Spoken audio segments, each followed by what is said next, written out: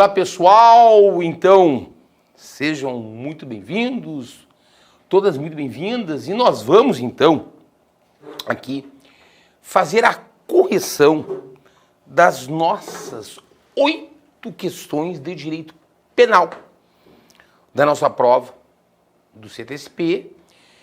Realmente é uma prova estilo a tradição da banca legal, que muitas vezes realmente ela cobra o conhecimento da lei, que é o básico que nós temos que ter, mas claro, com alguns conceitos, institutos doutrinários, tá?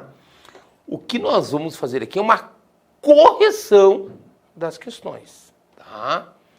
Sobre eventuais recursos que podem ser requeridos perante a banca, nós estamos fazendo esta análise. Eu vou aqui justificar o gabarito na visão da banca examinadora. Então pode colocar na tela aí, ó, nosso material. Vamos corrigir a prova do CTSP em direito penal, tá? E a primeira questão que nós temos é a 17, que diz o seguinte: assinale a alternativa incorreta acerca dos crimes contra o patrimônio. Veja que a banca está pedindo aqui a assertiva incorreta e analisando exatamente o gabarito da nossa banca. O gabarito, então, preliminar, a questão de número 17 é a alternativa C, que diz o seguinte, alternativa D, que diz o seguinte: comete o delito de roubo impróprio o agente que reduz a vítima à impossibilidade de resistência mediante o uso de um sonífero, depois subtrai os bens dela. Vem aqui comigo, ó. Esta questão 17, então, alternativa D, como incorreta, porque quando eu trato do crime de roubo do artigo 157 do Código Penal, roubo é quando o autor subtrai para si ou para outrem dolosamente uma coisa alheia móvel, usando de violência física contra a pessoa, de uma grave ameaça ou de qualquer outro recurso, até mesmo dando um sonífero para a pessoa, que dificulte a sua resistência. Esse 157 caput, 157 caput, é o que a gente chama de crime de roubo próprio, propriamente dito, ok? Roubo propriamente dito. Quando eu vou para um 157, parágrafo 1º do Código Penal, aí nós temos a figura do roubo impróprio. Roubo impróprio. O que é o roubo impróprio? Que é o que trata a questão, né?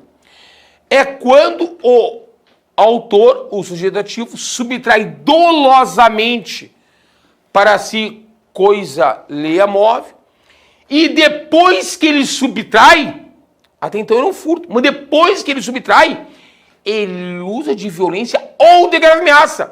Não fala num 57 parágrafo 1º ou qualquer outro recurso que dificulte a livre manifestação da vítima, a defesa da vítima, a resistência da vítima.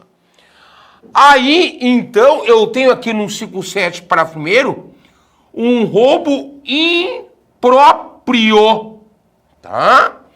Então, quando você analisa o crime de roubo próprio, propriamente dito, do artigo 157 caput, você vê que o crime de roubo próprio pode se dar por meio do uso, quando a subtração da coisa, de violência física contra a pessoa, de uma violência moral, uma grave ameaça, ou de qualquer outro recurso que dificulte a resistência da vítima. Já no roubo impróprio, é quando o autor primeiro subtrai a coisa e depois que ele subtrai, então era um furto. Depois que ele subtrai, ele usa de violência física ou grave ameaça contra a pessoa para garantir a sua impunidade ou a detenção da coisa. Então, se eu vou diferenciar o roubo próprio do impróprio, para saber se a tipificação é num 57 caput ou num 57 parágrafo primeiro, eu tenho que ver o momento em que o autor usa da violência ou da grave ameaça contra a pessoa. No crime de roubo próprio, propriamente dito, um 57 caput, o autor usa da violência ou da grave ameaça antes da subtração da coisa ou simultaneamente à subtração da coisa. No crime de roubo impróprio, o autor usa da violência ou da grave ameaça contra a pessoa após a subtração da coisa. Mas, lembrando que no roubo próprio, um 57 caput, o autor pode usar quando a subtração de violência contra a pessoa de uma grave ameaça ou qualquer outro recurso que impossibilite a sua resistência. Aí é um 57 caput, é um roubo próprio e não roubo impróprio. Por isso que quando a gente estuda o delito de roubo, o crime de roubo, nós temos que conhecer bem as elementares do 157 caput, que caracteriza o crime de roubo próprio, e as elementares, os elementos do tipo que caracterizam um roubo impróprio do 157, parágrafo 1º do Código Penal.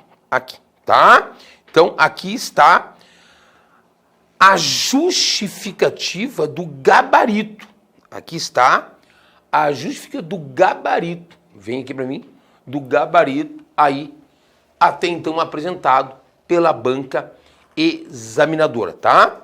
Alternativa D. Claro, nós temos que sempre, então, ao estudar o Código Penal, saber os nomes dos tipos penais, né? Se é um roubo próprio, se é um roubo impróprio e assim por diante. Então, questão 17, alternativa D. Dando continuidade, vamos para a questão de número 18. De acordo com a Lei 11.340 de 2006, Lei Maria da Penha, assinale a alternativa correta. A correta é a alternativa D. A Lei Maria da Penha pode incidir na agressão perpetrada pelo irmão contra a irmã, na hipótese de uma violência praticada no âmbito familiar. Então vem aqui comigo, questão 18. Alternativa D. E o grande fundamento aqui é o artigo 5º da Lei Maria da Penha, Lei 11.340 de 2006. Ora, nós sabemos que a Lei Maria da Penha, a Lei 11.340 de 2006, ela traz algumas regras para proteger, para prevenir e coibir e reprimir a chamada violência doméstica e familiar contra a mulher. Para nós podermos aplicar as regras da Lei Maria da Penha num caso concreto, para nós podermos aplicar as regras da Lei Maria da Penha num caso concreto, eu tenho que pegar a relação do agressor e da ofendida e encaixá-la no artigo 5º do Código Penal, inciso 1, inciso 2 ou inciso 3º, tá? E inciso 3º, ou inciso 3º. Então vou repetir. Para nós podermos, tá, aplicar as regras da Lei Maria da Penha, num caso concreto, eu tenho que pegar a relação do agressor, do ofensor, com a ofendida e encaixar no artigo 5º, inciso 1, no artigo 5º, inciso 2, ou no artigo 5º, inciso 3 da Lei Maria da Penha. Se a relação do agressor com a agredida do ofensor com ofendida não se encaixar em nenhuma das hipóteses do artigo 5º, inciso 1, 2 ou 3, não é caso de aplicarmos um regramento especial da Lei Maria da Penha. Então, se eu pegar a relação de um irmão que comete, por exemplo, um crime de lesão corporal contra a irmã, o crime é de lesão corporal, lá do 129, com a irmã, na hipótese do âmbito doméstico familiar, sendo aqui uma questão de gênero em relação à vítima, aí nós podemos aplicar as regras da Lei Maria da Penha neste caso concreto. Certamente, até mesmo nos termos da jurisprudência dos tribunais superiores, nós podemos sim pegar uma situação em concreto de, por exemplo, um crime de lesão corporal de um irmão contra a irmã, desde que isso derive da chamada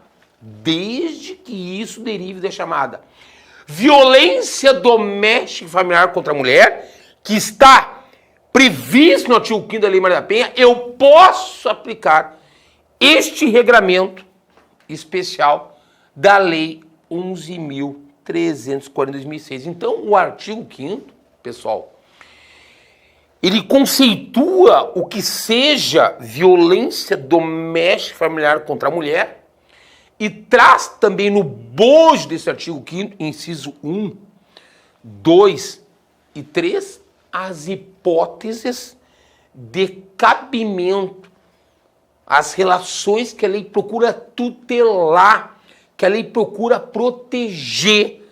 E tem que destacar muito bem ao termo gênero do artigo 5º. Tem que ver que a lei procura tutelar é a vulnerabilidade da mulher frente à figura do seu agressor. Em face do gênero mulher, em face da vítima ser mulher. E a lei procura, então, protegê-la de uma maneira especial, tá? Por isso que a banca examinadora coloca, né, como alternativa correta, alternativa D, tá, pessoal? Alternativa D, tá?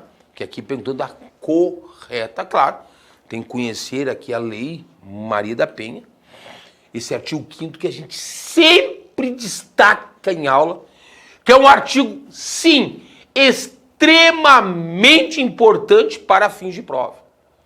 A gente sempre traz uma relevância nas aulas quando da explicação desse artigo 5º, que é sim muito cobrado em prova, e nós não podemos deixar de lembrar, né, de falar nesse artigo 5º aí da Lei Maria da Penha. Ok, pessoal? Tranquilo, então, questão número 18, né, trazendo uma hipótese mais concreta de aplicação da Lei Maria da Penha, mas é a resposta do nosso gabarito oficial, ok? 19, cuidado, questão de número 19, cuidado na questão de número 19. O que ela fala?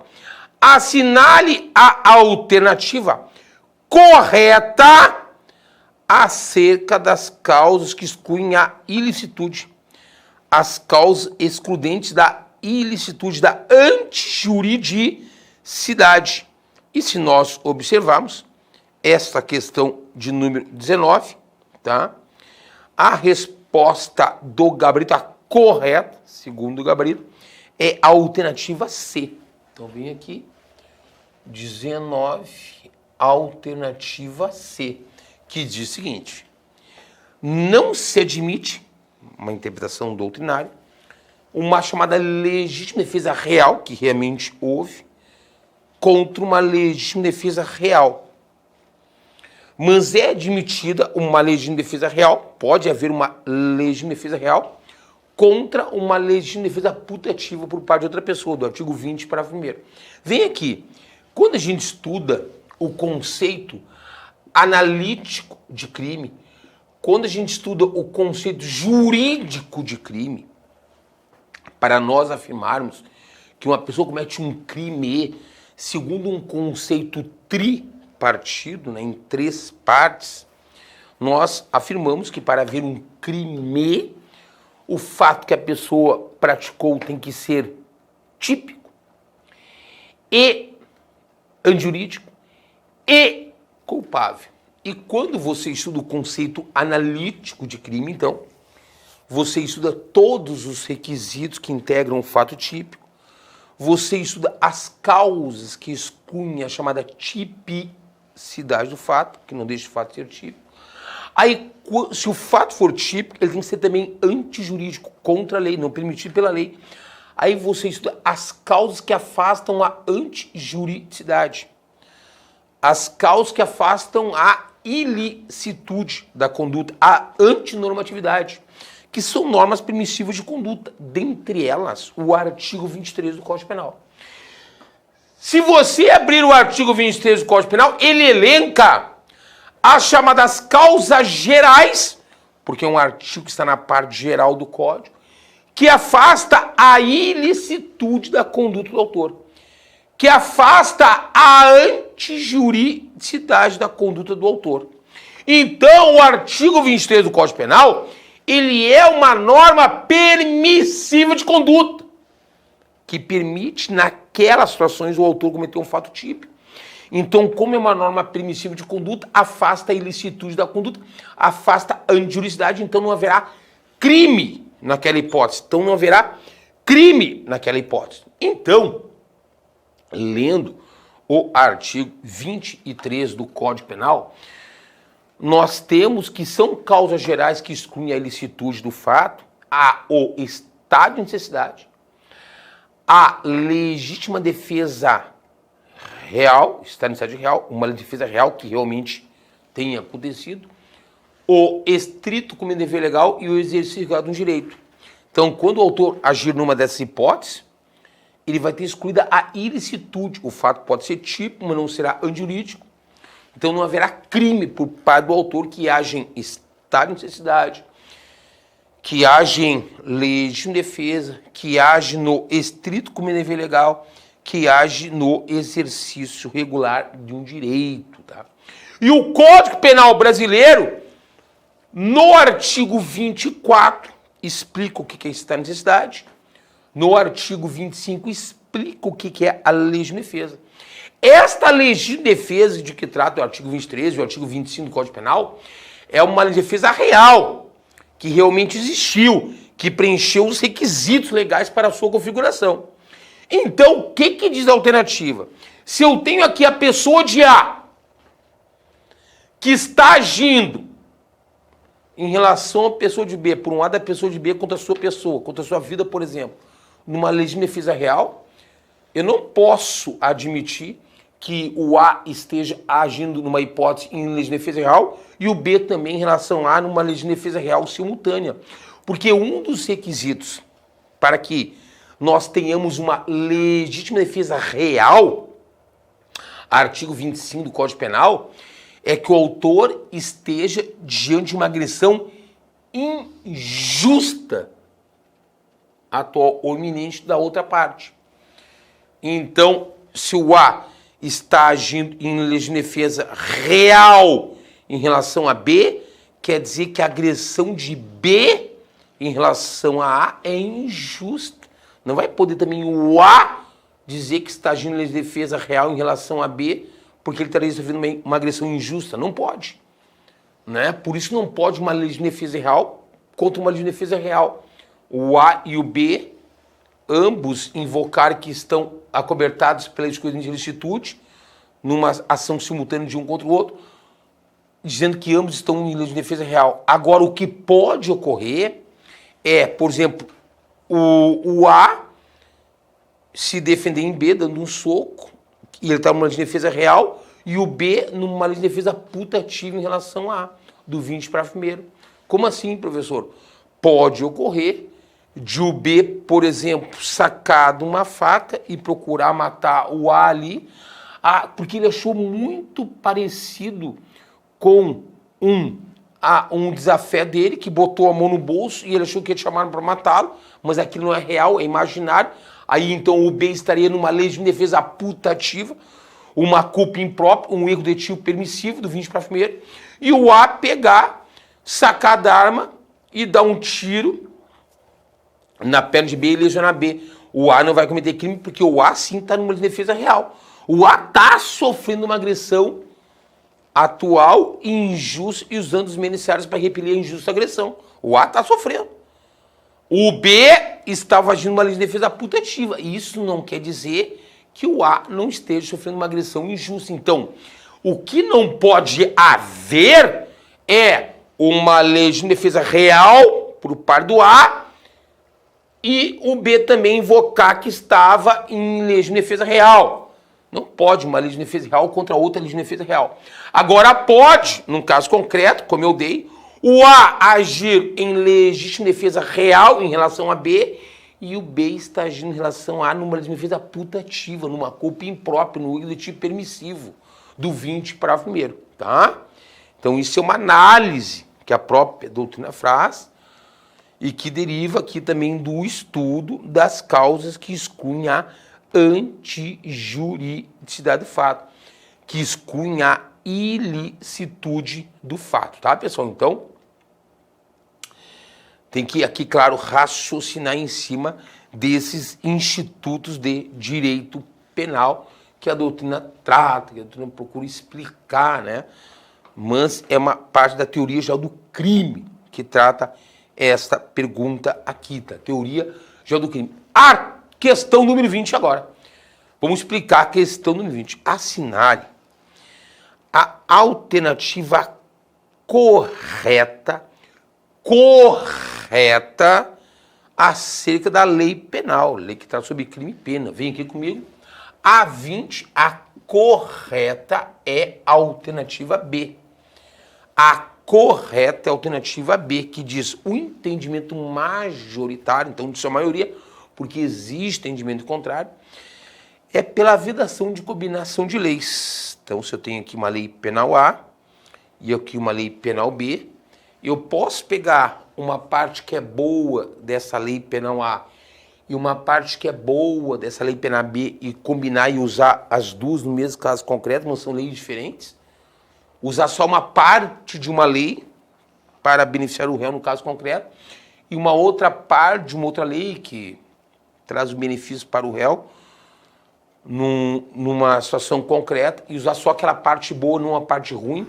Veja bem isso, ó. Isso é uma questão discutida há muito tempo pela doutrina e nós temos aqui o seguinte, existe sim doutrinadores, vem aqui para mim, que entendem que é impossível, tá, fazer a chamada combinação de leis. Que é, de novo, a combinação de leis. Então, tem uma lei penal A aqui, regulando um crime, tá? Uma lei na íntegra, com vários artigos. E aqui uma outra lei penal B, regulando aquele crime, tá? Também trazendo algumas regras sobre aquele crime. Só que nessa lei penal A, tem uma parte dela que é boa para o autor do crime, tem outra parte que é ruim. E nessa lei penal B tem uma parte que é boa e uma parte que é ruim. Pode, então, só nós fazemos aqui uma, entre aspas, terceira lei, uma lex tercia, que a gente diz, e pegar e usar no caso concreto, até para retroagir, só a parte boa dessa lei e a parte boa daquela outra lei, existe entendimento doutrinário. Então, conforme estou falando, que isso não pode. Porque se o juiz assim fizer, ele está legislando. Ele vai estar criando uma terceira lei que inexiste. Tá? Que inexiste. Por isso que vários autores de direito penal sustentam acerca da impossibilidade da conjugação de leis. Se tem uma lei penal A, tem que usá-la na íntegra, no caso concreto. Parte boa, parte ruim. Se tem uma lei penal B, disciplinando um determinado crime, um determinado delito, tem que usar na íntegra essa lei penal B, né? Não pode só pegar a parte que é boa e botar no caso concreto até mesmo a fim de retroagir, tá? Isso é um problema que se discute no direito penal, no direito criminal. Claro, como esse entendimento ele não é pacífico, existe entendimento, até mesmo no âmbito doutrinário, em sentido contrário, que fazendo uma análise do direito penal em si, sobre o que trata, sobre a função do direito penal em si, que poderia sim haver a combinação de leis por parte do juiz no caso concreto, e ele formatar uma terceira lei, né? E usar só a parte boa de cada uma das leis para o réu, por exemplo, quanto à retroatividade, no caso concreto, e não a lei na sua integralidade, quando tem uma parte boa e uma parte ruim. Mas a assertiva aqui fala, ó, o entendimento majoritário. Então, está dizendo que para a maioria dos autores, dos entendimentos em geral, que nós temos sobre a combinação de leis é sobre a sua vedação, tá? É a sua vedação, claro, quando fala entendimento majoritário, repito, né? A própria banca examinadora está dizendo que existe entendimento também contrário, mas que pela maioria dos entendimentos, né, seja doutrinário, seja jurisprudencial, é nesse sentido, tá? Então aqui só justificando para o aluno, justificando para a aluna o gabarito da questão, né? O que quer dizer a questão. E quando a gente está sendo uma prova também de concurso, claro, quando fala assim, ó, o entendimento majoritário mas será que esse entendimento é majoritário? Será que ele é minoritário? Claro, tem que conhecer aí a doutrina como um todo, a jurisprudência como um todo, né? Por isso que a gente tem que muitas vezes olhar para as outras assertivas, né? Como é o caso aqui da questão 20, a banca dá como correta a alternativa B, e se você lá, no momento está fazendo a prova, tem dúvida sobre a B, vá ver a letra A, C, D e E também, né? Ficou claro? Porque aí você pode ter uma noção para saber, não, eu tenho certeza, por exemplo, que a A está errada, a C está errada, a D está errada e a E está errada. Então, só me sobrou a B e realmente esse entendimento majoritário.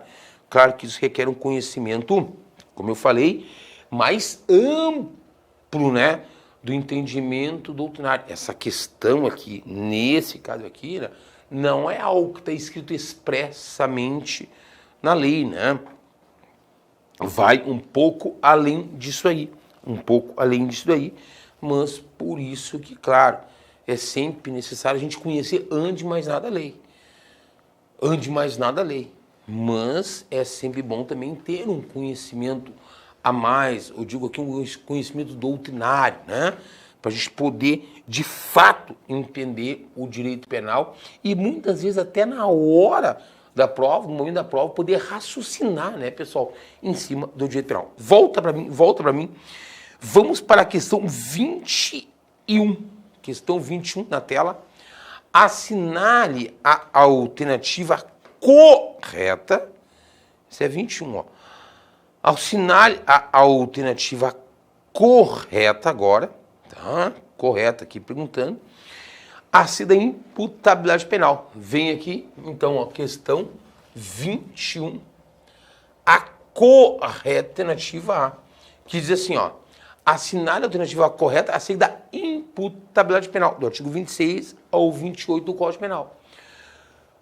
Quando nós vamos para o artigo 26, tratar até o artigo 28 do Código Penal, nós temos ali as regras da imputabilidade penal. Lembrando que nós damos aí o plano da culpabilidade no direito penal. Quando a gente estuda o conceito analítico de crime, quando a gente estuda o conceito jurídico penal de crime, nós afirmamos que para uma pessoa cometer um crime, o fato que ela praticou no caso concreto tem que ser típico e antijurídico e culpável. O plano da culpabilidade, tá? O plano da culpabilidade. Pois bem, nós estudamos lá todos os requisitos que integram o fato típico e as causas que excluem a tipicidade. Estudamos as causas que afastam a antijuridicidade, a ilicitude, os requisitos da culpabilidade e as causas que excluem a culpabilidade, né? Muito bem. Dito isso, nós sabemos que dentro dos requisitos da culpabilidade, nós temos que o autor tem que ser imputável, a imputabilidade. Ele tem que ter a potencial consciência da ilicitude do fato e a exigibilidade de conduta diversa. Vamos ver se era exigível conduta diversa daquele que tomou naquele momento. Então volta aqui para mim, o que diz a letra O?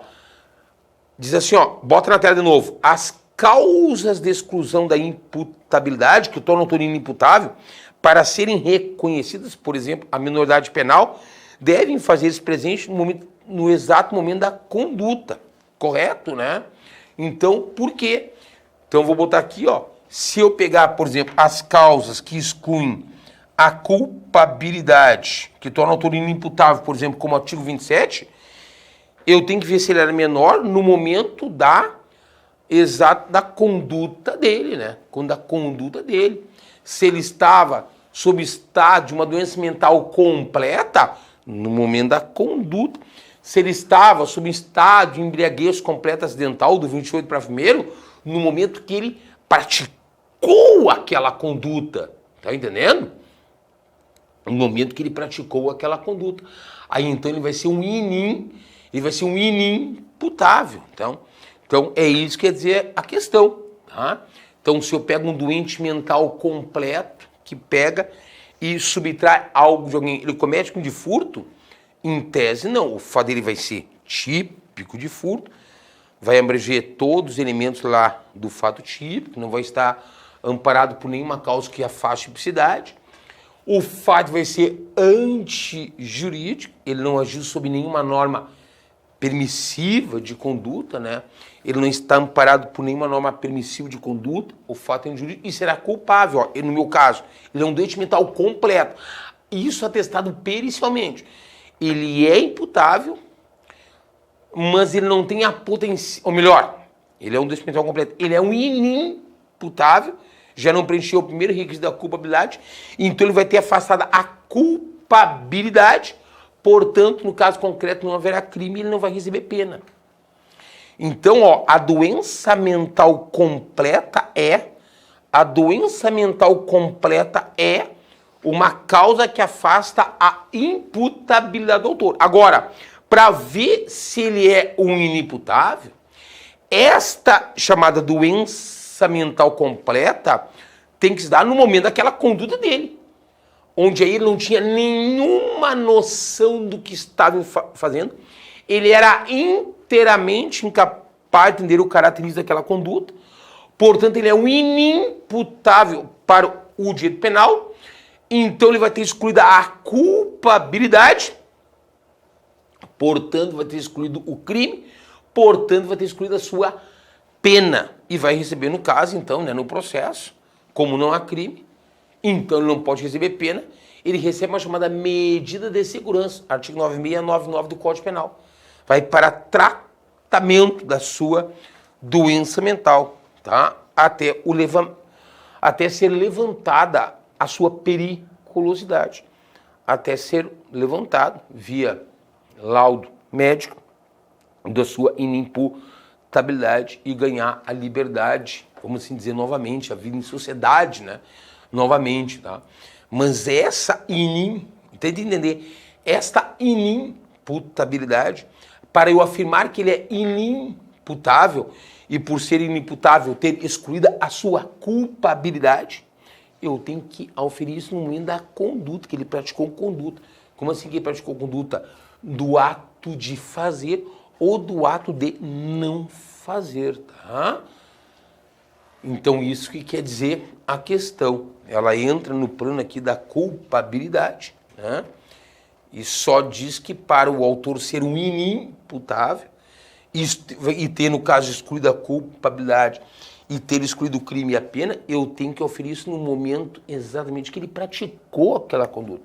E o melhor exemplo para que você possa raciocinar em cima disso, e o melhor exemplo para que você possa raciocinar em cima disso, é trabalhando exatamente com esta causa que exclui a culpabilidade, que torna o autor inimputável, que é a doença mental completa, do artigo 26 do Código Penal.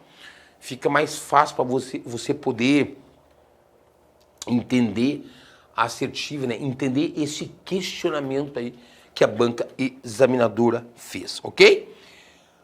Vamos para a questão de número 22. Vamos para a questão do número 22, que diz o seguinte: assinale a alternativa agora incorreta. Você veja bem aqui, ó. A incorreta a ser do crime de homicídio. Pelo gabarito, a incorreta é, na questão aqui 22, a incorreta é a letra a alternativa A. Vamos ver o que diz a alternativa A. No caso de promessa de recompensa, a qualificadora é afastada, ela não vai incidir no caso concreto, aí os autores não vão responder pelo crime de homicídio qualificado por essa qualificadora. Caso o mandante, após a prática do crime, entregue ao executor, ao pistoleiro, por exemplo, os valores combinados. Isso está errado, né? Então, 22, letra A. Tanto que, se eu for para o crime de homicídio, do 121 do Código Penal, eu tenho aqui o crime de homicídio. Que a gente sabe que é homicídio simples quando o autor encaixa assim no artigo 121 caput. Mas quando o autor matar dolosamente alguém, quando o autor matar dolosamente alguém, nas hipóteses do parágrafo 2º do Código Penal, 121 parágrafo 2º, aí ele vai responder por um homicídio qualificado. O que quer dizer que o homicídio é qualificado? Que nessas hipóteses do parágrafo 2º, quando o autor cometeu o crime nessas hipóteses do parágrafo 2º, ele vai ter uma pena mínima e uma pena máxima maiores. A pena do homicídio é de 6 a 20 anos. Quando for um homicídio que é qualificado, só tu olhares o parágrafo 2º, a pena vai para 12 a 30 anos. E pode, claramente, num caso concreto, incidir mais de uma circunstância qualificadora. Isso é perfeitamente possível, duplamente qualificado, triplamente qualificado, quadruplamente qualificado, tá? Isso pode ocorrer. E eles estão tratando aqui na questão, na qualificadora do 121, parágrafo 2º, inciso 1º do Código Penal, que diz que o homicídio é qualificado. O homicídio é qualificado quando a pessoa matar dolosamente alguém, mediante promessa ou recompensa, né? Então, por exemplo, se a pessoa de A, que é o mandante, que a gente diz, contrata a pessoa de B, tá? Que é um pistoleiro, e mediante um valor combinado, o B vai lá e mata o C a pedido de A, só esses dados por si só, somente esses dados por si só, já demonstram que o A, que é o mandante, e o B, que é o pistoleiro, cada um vai responder por um homicídio qualificado do 121, parágrafo 2º, inciso 1º do Código Penal. Só isso, só estes dados já demonstram isso. Mas o que quer dizer a questão? Mas vamos supor que lá no caso concreto, tá, o mandante A não chega a entregar os valores para o pistoleiro B, que matou a pessoa de C. O pistoleiro B que matou a pessoa de C. E aí, como é que fica? Ainda assim, eles vão responder pelo homicídio qualificado, pela promessa de recompensa, sim ou não? Sim, pessoal, claro. Desde que a motivação do homicídio tenha embasamento numa promessa ou recompensa, isso por si só já qualifica o crime. Ainda que os valores acertados entre mandante e pistoleiro não venham a ocorrer. Ainda que a pessoa de A não entregue os valores da pessoa de B, depois chega a não entregar. Mas não importa, eles vão responder ambos por homicídio qualificado. Vai incidir sim essa qualificadora. Então aqui só para ressaltar, além de eu procurar aqui no curso explicar a resposta da banca, né? E claro que quando a gente corrige uma prova, a gente está estudando, a gente está revisando, sem sombra de dúvida. Mas quero te lembrar que quanto isso do 121, ó, e aqui o parágrafo 2º, é importante sim, nós estudarmos cada uma das circunstâncias qualificadoras. Tá? A gente saber no que consiste cada uma das circunstâncias que qualificam o crime de homicídio, que tornam o crime de homicídio mais grave. Aí você vê que tem inciso 1, inciso 2, inciso 3, inciso 4, 5, 6, 7, né? 8, 9. Então tem que sempre procurar saber no que consiste cada uma dessas circunstâncias qualificadoras. No crime de homicídio, isso é, sim, muito importante. Tanto que se você olhar a letra B, a letra C, a letra D, né? A letra E, vai falando, tá? Sobre essas qualificadoras. Lembrando-os que a questão de número 22, você está vendo aí na tela, lembrando-os que a questão de número 22 pergunta qual é a incorreta. Então, né, pessoal, tá perguntando qual é aí que não é verdadeira, né? Para você depois, claro, aí no seu estudo, você for resolver de novo essa prova, se for estudar a prova, né?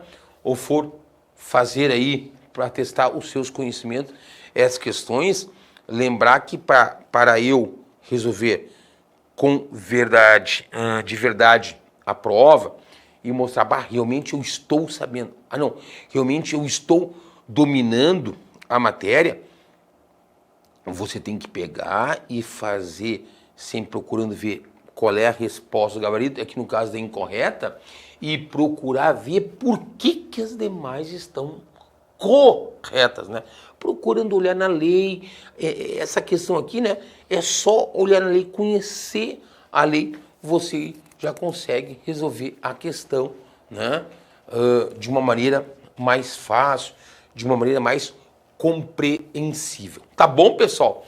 Tá tranquilo aqui a questão 22 da nossa prova, né? Por isso que é bom resolver, né? Para nós podermos entender. Ao passo que nós estamos aqui resolvendo as questões, estamos revisando a matéria. E agora, nós vamos aqui para a questão de número 23, que é a penúltima questão da prova. Questão 23, que diz o seguinte, na tela. Assinale a alternativa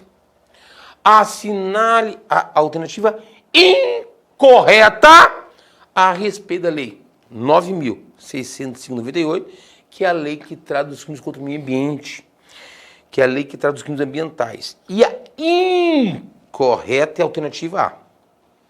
Não é possível a responsabilização penal da pessoa jurídica, uma empresa, responsabilizá-la penalmente, ela responder a um processo criminal e ser condenada por juiz na sentença, tem uma pena, por delitos ambientais, por crimes contra o meio ambiente, sem a responsabilidade concomitante simultânea da pessoa física que registra seu nome, um diretor, um gerente, né? Por que isso está errado? Quando eu tenho aqui que é a letra A, eu vou, por exemplo, para o artigo 4º da Lei 9.605 de 98, Lei dos Crimes contra o Meio Ambiente.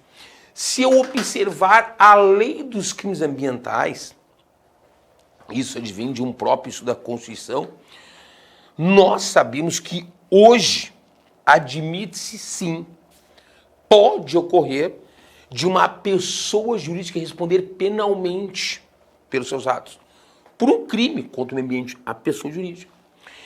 Então entende-se hoje que pode sim, a pessoa jurídica, pode sim, uma empresa ser autora de um crime, responder penalmente pelos seus atos.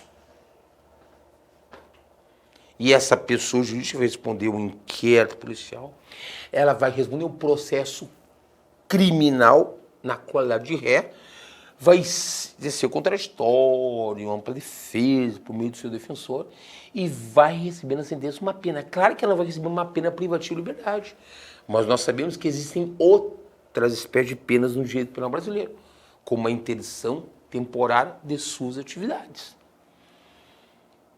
E nós entendemos hoje que, além da possibilidade de uma pessoa jurídica responder penalmente pelos seus atos, além de ela responder penalmente pelos seus atos, entende que não precisa necessariamente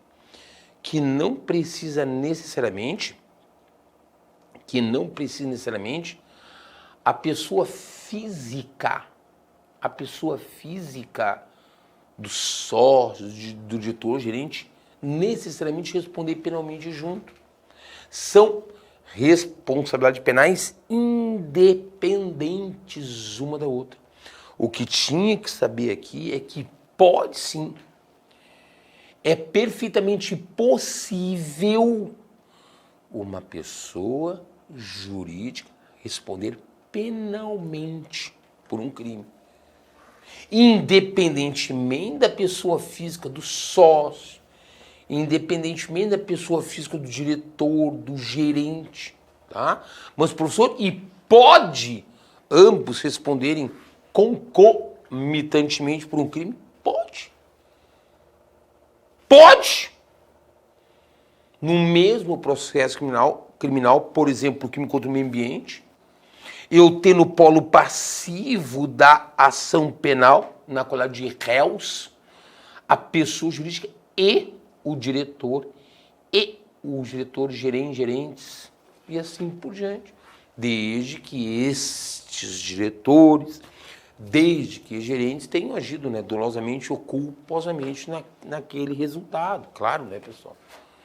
Porque não admite-se, pois, uma responsabilidade penal objetiva. A responsabilidade ela é subjetiva, né? Tem que ter dolo ou culpa no resultado. Mas o principal aqui é você entender que pode sim hoje, isso é o principal, uma pessoa de responder penalmente pelos seus atos. É o que a gente fala, pessoal, sobre a responsabilização penal da pessoa jurídica. É este que é o fundamento da questão. Agora, dizer que para a pessoa jurídica responder penalmente tem que necessariamente estar junto no polo passivo da ação o sócio, o diretor, o gerente, aí é um equívoco. Tá? Aí é um equívoco. Então, quando você estuda, principalmente a lei dos crimes ambientais, é um exemplo que a gente traz, que a doutrina traz, da possibilidade da responsabilidade penal das pessoas jurídicas, né? Você tem que procurar enxergar esta possibilidade, você tem que procurar ver esta possibilidade para entender exatamente aquilo que nós estamos falando, né? Aquilo que nós estamos trazendo aqui, que é entendimento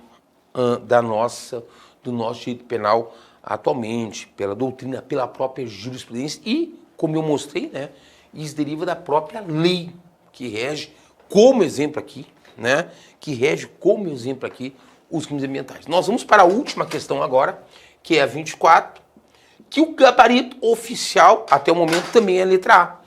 E a 24 diz o seguinte, coloca na tela, assinale a alternativa incorreta a respeito da lei de drogas, lei 11.343 de 2006, e a letra A.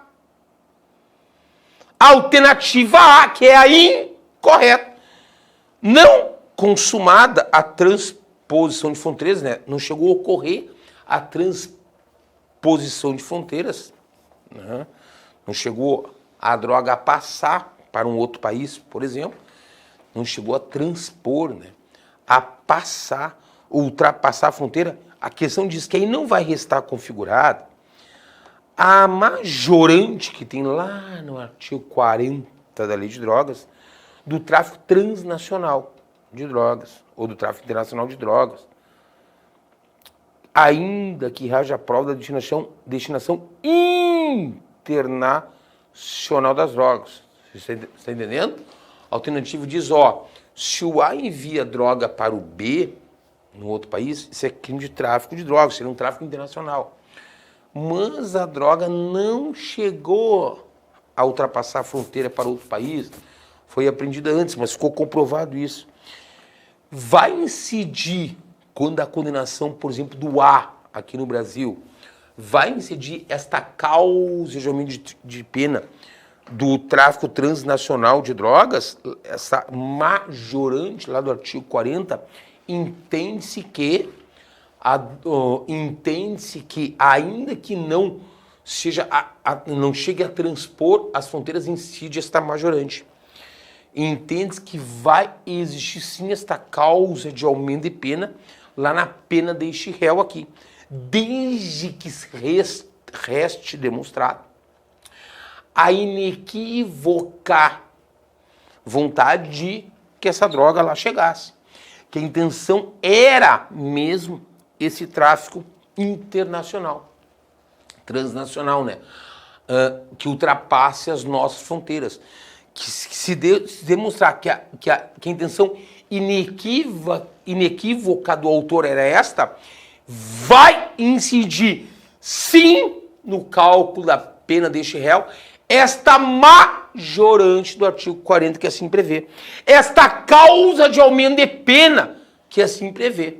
Tá? E isso, meu aluno, minha aluna, nós temos então que, além de conhecer as majorantes, é claro, e aqui no caso dos crimes da lei de drogas, vem aqui para mim, ó, nós temos que lembrar que tem uma súmula que é a 578 do STJ que assim dispõe. Então, entendimento já sumulado. Aqui nós vamos lá para o artigo 40 da lei de drogas, claro, da lei 11.000. Tá aqui, ó, artigo 40 da lei de drogas. Tá aqui. Artigo 40 da lei de drogas. Tá? E mais essa súmula que eu menciono aqui para vocês, aí conjugando todo o conhecimento dessas majorantes. E é claro, né, pessoal, se nós formos estudar as majorantes da pena nos crimes da lei de drogas, ou seja, se nós formos estudar as causas de aumento de pena dos crimes de drogas lá, tráfico de drogas, é claro que nós temos que sempre ler uma delas. É, na lei de drogas, sim, um artigo 40, um artigo que merece importância, é sim um artigo relevante e também sempre ter, quando possível, né, o conhecimento das súmulas, que seja do STJ, sejam as súmulas do STF, porque tudo esse entendimento já sumulado, que resultou de uma jurisprudência, de uma análise dos tribunais superiores sobre aquela matéria e gerou uma súmula. Aí você, unindo todo o conhecimento que você tem da legislação, você sabendo as súmulas, né? Esses entendimentos que viraram súmulas, seja do STJ, seja do STF, você complementa todo o seu estudo. Você deixa um estudo completo, tá? Então, é esse o fundamento aí da questão 24, também alternativa A. Então, você vê que a gente resolveu da questão 17, a questão 24. Essa aqui, então, terminando a falar sobre a lei de drogas, fundamentei aqui pelo artigo 40, fundamentei aqui pela súmula, claro, né?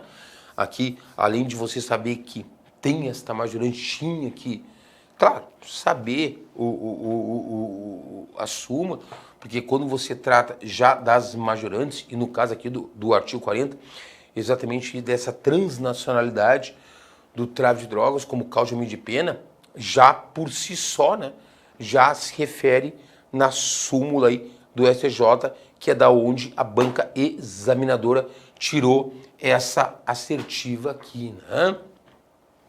Por isso que tem que a gente fala conhecer a lei, ter a lei anotada, né? Porque sempre que você vai ler a lei, lá tem aquela anotação, aí você vai se lembrar, você vai ter isso aí em mente, tá, pessoal? Então, conforme eu falei, o objetivo aqui era o quê? Corrigir a prova, as 8 questões que nós tivemos do direito penal brasileiro, tá?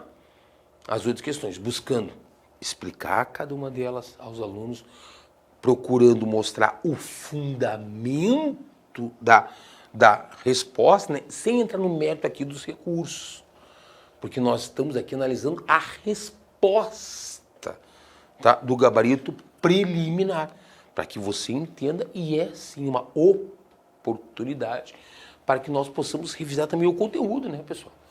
A gente está aqui resolvendo as questões da prova, mas estamos aqui estudando, estamos aqui revisando, tá bom?